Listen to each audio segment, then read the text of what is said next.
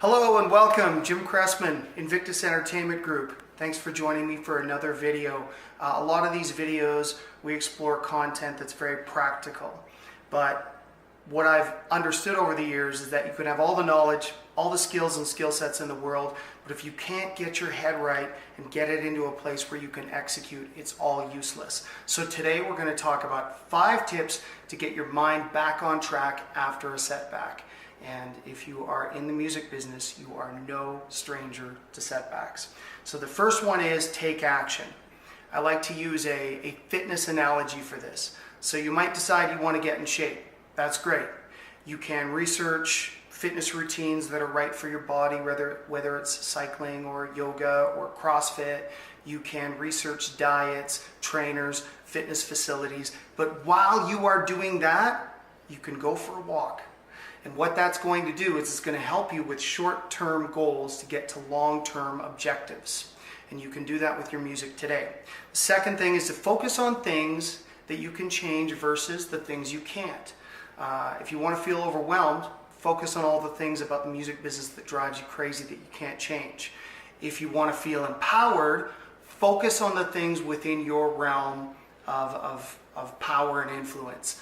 And so that might mean documenting the times when you're unmotivated so that you can use that content in the future for your video biography, or taking that pain and turning it into art by sitting down and writing a song about it, or uploading social media content. There are plenty of things that you can do today within this moment, this hour, this day that will help you move forward. The third thing is finding a way to balance your gratitude with your aspirations. So in my world, I like to use an 80-20 world. 80% grateful for all of the things that I have achieved, and 20% driven by the things I still want to accomplish. If you do not celebrate your achievements, at some point they will start to feel meaningless. So you want to be mindful of that. The fourth thing is asking yourself a very important question. What is your emotional home?